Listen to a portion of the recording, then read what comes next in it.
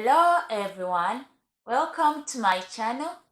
I'm Slavia Skrmalie. I'm currently residing in UK. I moved to UK on 1st December 2018.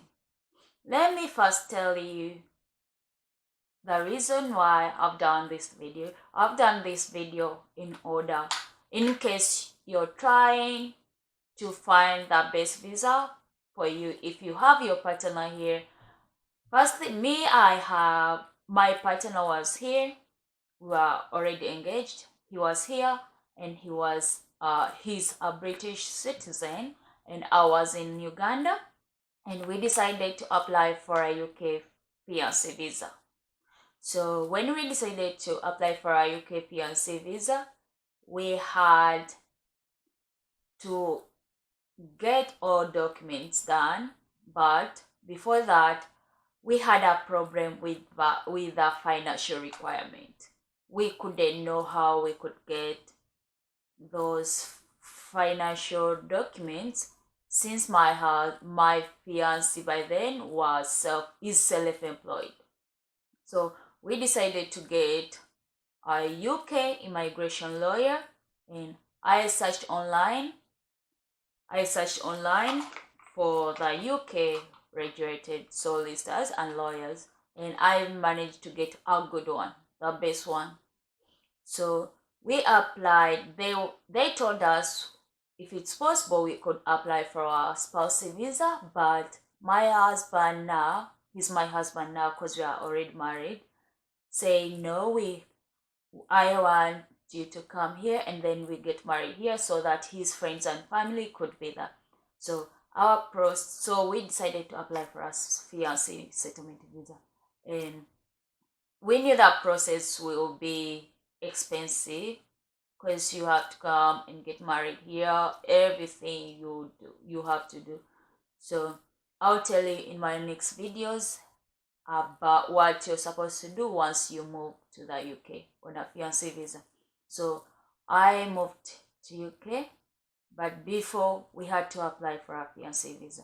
Let me first tell you my fiancé visa timeline. I applied online. I sent the online application form the lawyer sent to me. I used my login details, and then I had to submit my online visa application on 11th August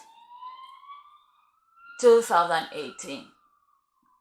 And then I had to book for an appointment to do my biometrics on that day. After you submit after doing the online application, then you go to TLS contact page, and then you have to book an appointment.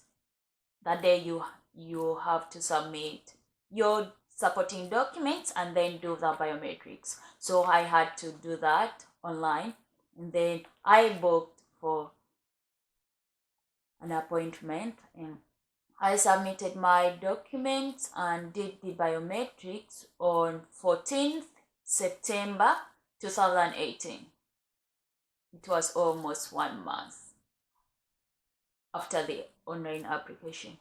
And then after submitting the documents to TLS Contact Center in Kampala, I had to go home and sit and wait because we didn't pay for the premium service, first priority. We didn't pay for that because I had to wait for some time, wrapping up with my work, everything, my family, everything. So we had to wait for 60 working days. So after that, after I had to count from that day I submitted my documents, my supporting documents. I had to count days. You have to count 60 working days. You may get your visa before 60 working days. It depends on your previous settlement visa applications. If you had refusals in your previous visa refusals, settlement refusals, you may need to wait for 60 working days, more or less. So, but for me, I didn't have any settlement visa refusal, so I counted up to 46 working days. That's when I got a message. It was 16th. It was a Friday, 16th, and I got a message that a decision has been made. So it was a Friday. I had to wait on till Monday to go and pick up my documents. So 16th, 17th, 18th, on 19th, I got another email from TL Center, that courier company, that where we submit our documents. I got an email from them saying that my visa application decision is already, my passport is already for pickup. I think it was something like that. So I had to rush and go there to that center to pick up my documents on 19th. Yeah. And then that day when I reached the visa center, I got my original documents. I had to go there, and then I had to you have to photocopy your ID when you're going to pick up your documents. You photocopy your ID, and then you photocopy that form they give you, the form they give you after submitting your documents to the visa center. And then I photocopied them and then waited there for something. But I got the one package, which was the original documents. When I got the original documents back, my passport was not there. The only passport that was there is my old passport. So my current passport was not there, and the documents were original documents. So I'll tell you later why it was like that. So before I go any further, let me tell you about the requirements to apply for a UK fiancé visa. First of all, your sponsor has to be present and settled in the UK. Either they have to be they have to be British citizens or permanently settled here. It depends on their status, but they have to be permanently settled in the UK. That's the first requirement. The second requirement, you both have to be 18 and above. You can't apply for a partner visa if you're not 18 and above. That's the second one. That's the age requirement. The third one is you have to be free to marry. To apply for a UK fiancé visa, you're supposed to, you and your partner have to be free to marry. That means that any previous relationship must have broken down. So you have to be free to marry. And another requirement is that you must have met in person. You can't apply for a partner visa if you've not met in person. Whether it's a spousal visa, whether it's a fiancé visa, you have to have met in person, in real life, face to face, not internet communication. So that's another requirement. Another requirement is that you must not be related. Yeah, that's obviously, you can't marry your relative. Though some people they do that, but you can't marry your relative. Another requirement is that you have to show proof of wedding arrangements. Since it's a fiancé visa, you need to apply with intent to get married in the UK. So you have to show proof that you're going to get married in the UK. You understand? And another requirement is you have to show proof that your relationship is genuine and subsisting. You have to show them anything that proves that your relationship is okay. It's a bona fide relationship. It's not a fake relationship. It's a strong relationship. You love each other. Everything. I'll show you my documents I submitted. These are my documents. You see, it's a big pack.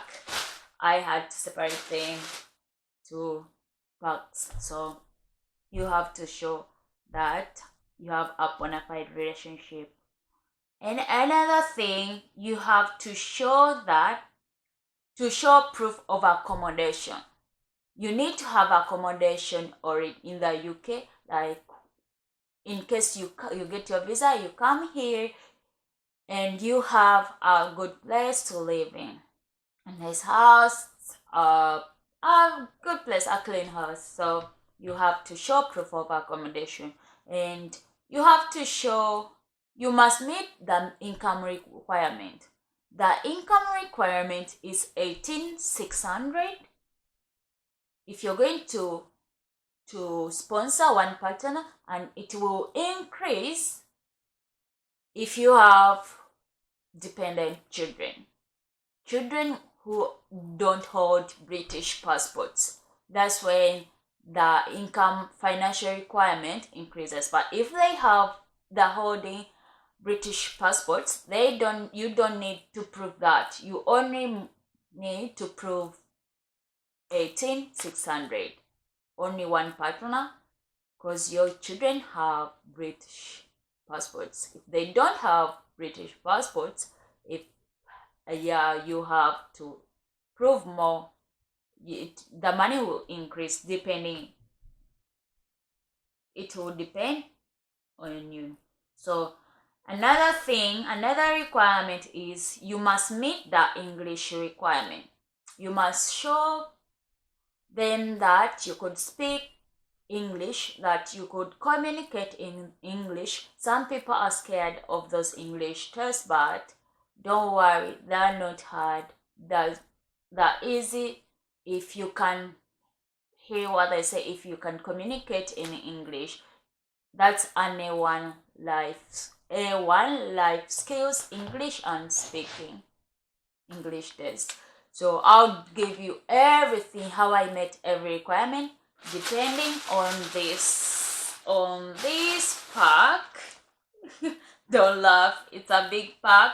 It's photocopies and originals. I had to make sure that I'm on a safe side. So another thing, if you come from another requirement is you must prove that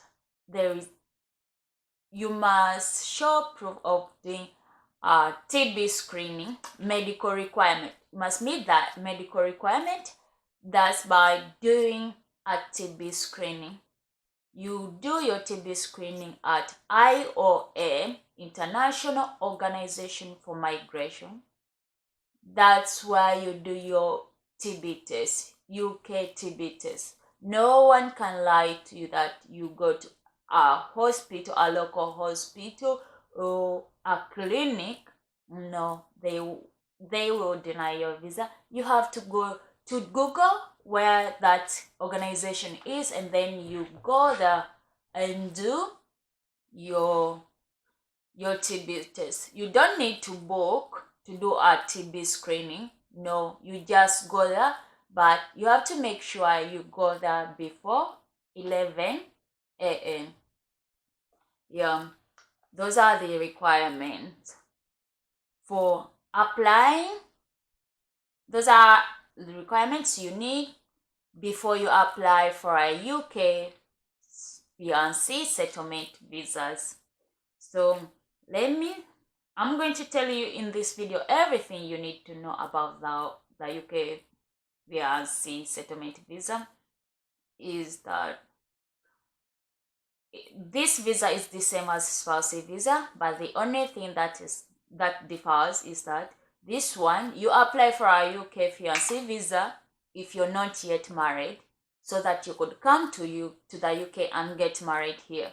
So that means that your intent will be getting married in UK, and your passport will have, they'll write a marriage visa.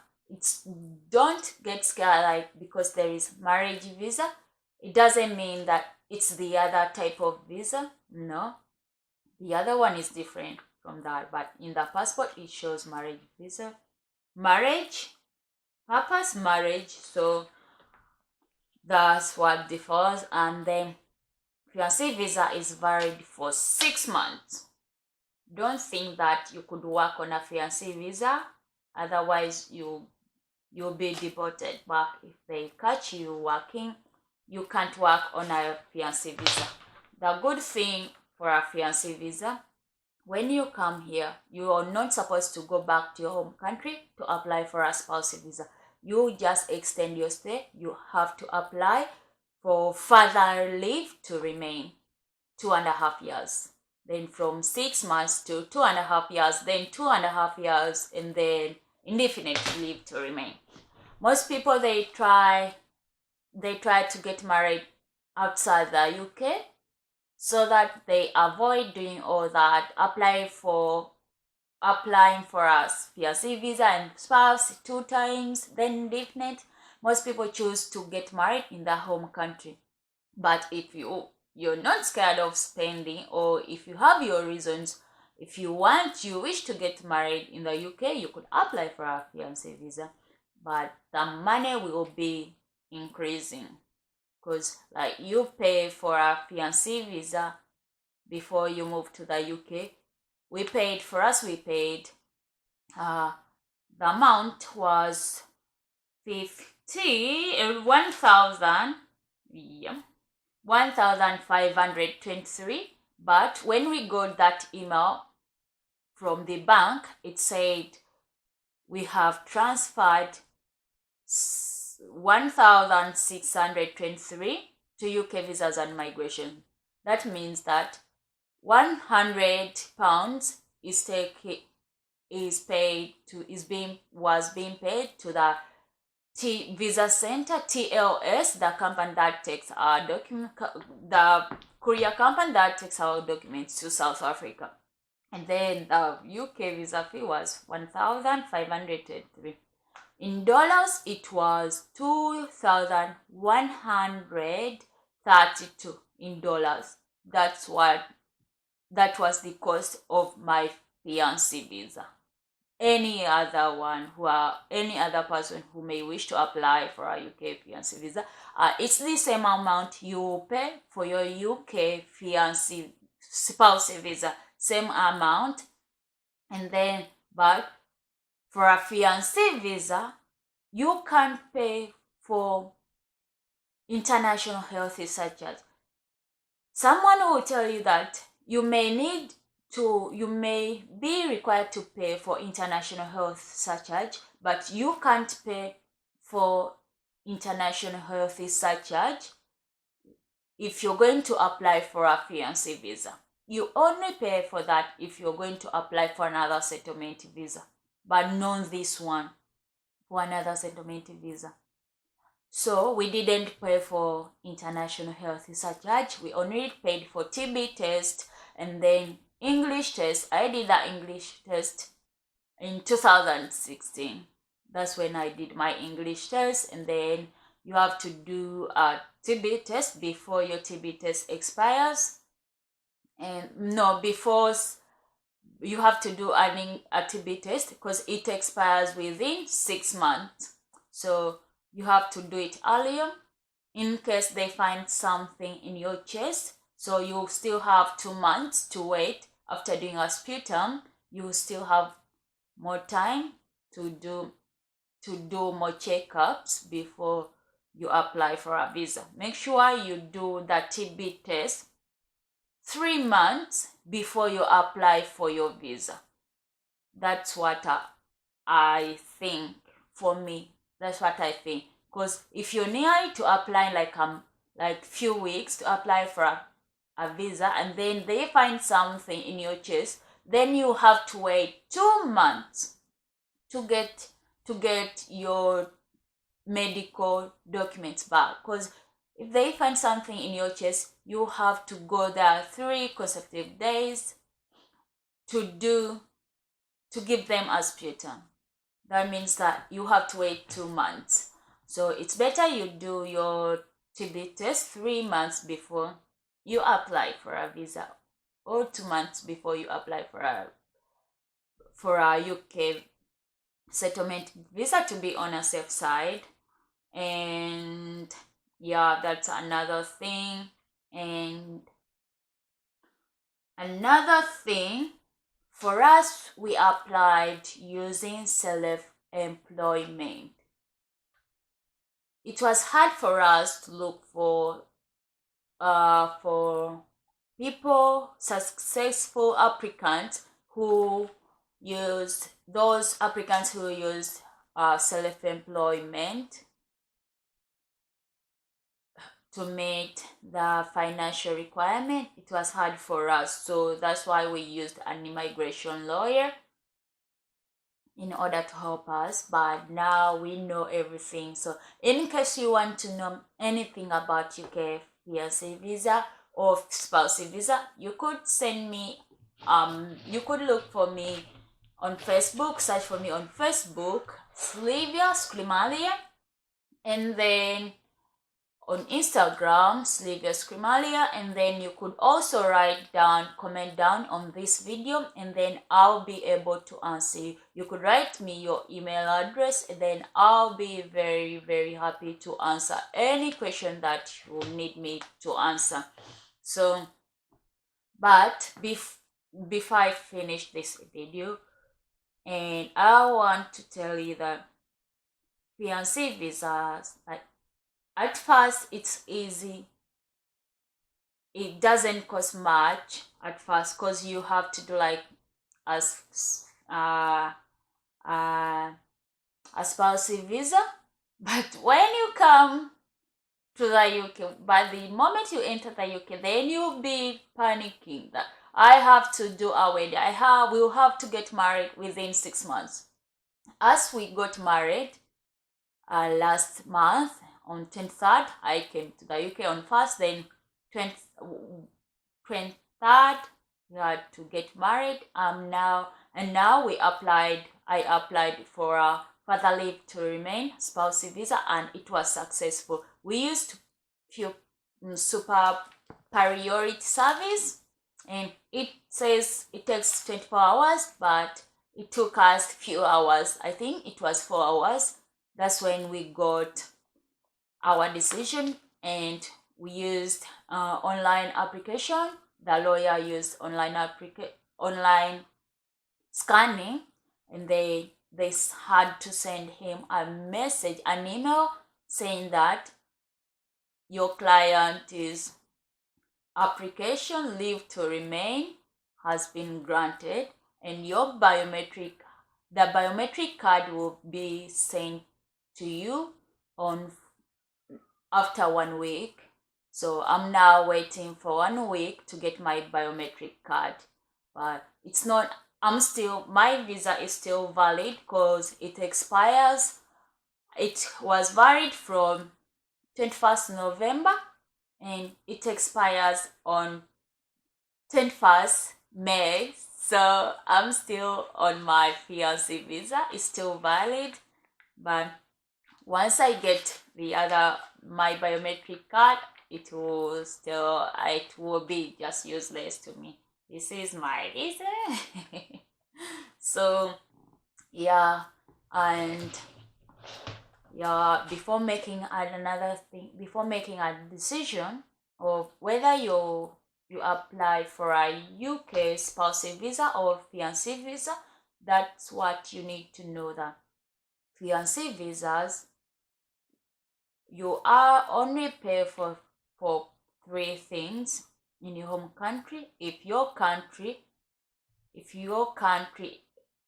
is still exposed to TB, you just do a TB and English test. If your country is not an English speaking country, you just do a TB and English test, and then you pay for your visa application fee.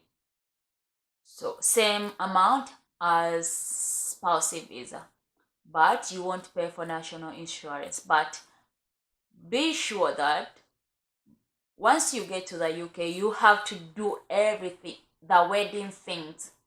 You have to find supplier, wedding supplier. It will be more expensive, and then you have to pay more fees to apply for a spousal visa. But the fees now, once you're in the UK, the fee is different. I'll be telling you in my next videos the fees once you're in the UK. If you want to extend your stay, leave to remain, further, you're going to apply for further leave to remain. Yeah, I hope you find my video helpful, and in my next videos I'll be giving you the requirement. I'll do each requirement I'll do a video for each requirement. So hope you enjoy watching my videos, and I love you all my friends. And see you all. Love you. Bye.